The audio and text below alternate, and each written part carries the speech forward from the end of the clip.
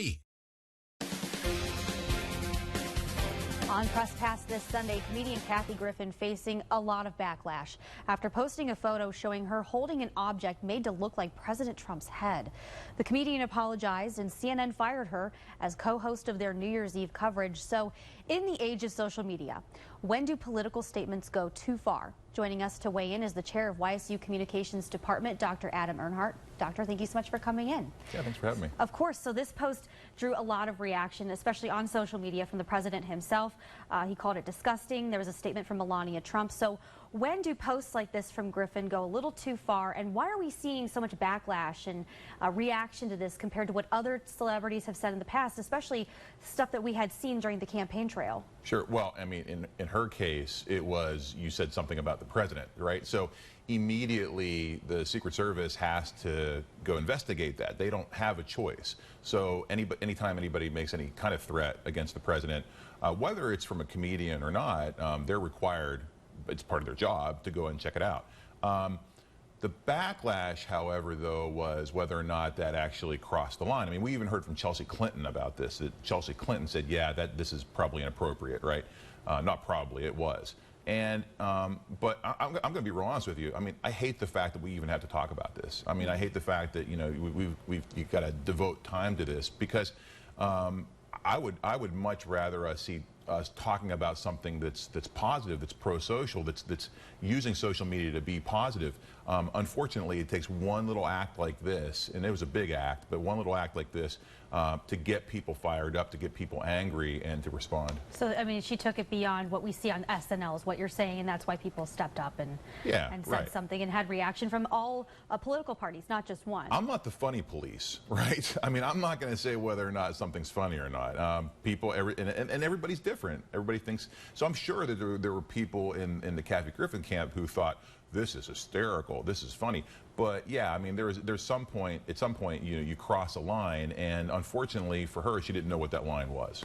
And that is something that we do talk about from time to time, cyberbullying. A lot of folks, whenever they post something related to politics, you'll see it, you'll see the comments, and it's good that people have the conversation, but when do you think it's time to draw the line, or how do you craft the right post on your social media where you get your voice out, but yet maybe it induces maybe a positive conversation versus negative all the time? Well, sure. I think there are a lot of people who post on Twitter and Facebook and so on because they're looking for that. They want to be reaffirmed, right? They want that affirmation from this external audience, right? And so other people begin to chime in, and it basically creates a snowball effect, right? Where we're just creating this snowball of negativity. On the flip side of that, though, there are fun things that you can talk about. Tom Hanks, for example, had a tweet this morning where he was talking about a building in New York City that had no windows, which it sounds like not very exciting, but it was funny, and he had fun with it, and people were like, there was this whole conspiracy theory around it, right? So it was a lot of fun.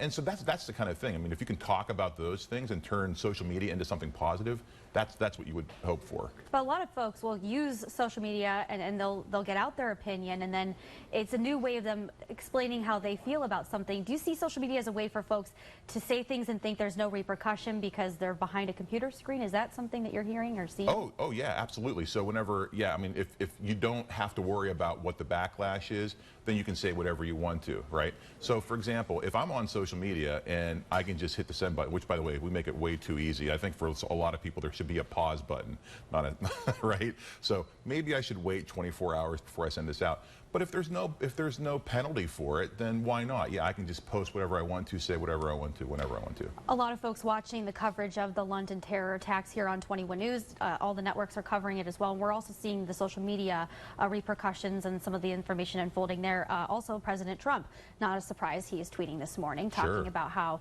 you know, maybe we don't need to be politically correct anymore. That's a statement that he made this morning. But how do people, I guess, draw the line or maybe make a comparison between what he says on social media versus what she did? Where's the line there? I don't think you can, right? And again, I think it's one of those things where it's up to the individual viewer, right? The individual consumer. Whether or not you think he crosses a line or she crosses a line, it's very similar to what's going on. People are actually trying to draw comparisons between what Bill Maher did, and I don't want to get into that issue right now because I know that's a little bit more complicated, but but what Bill Maher did and the word that he used and what Kathy Griffin did, right? I think there's a real opportunity for some critical thinking teaching here, right?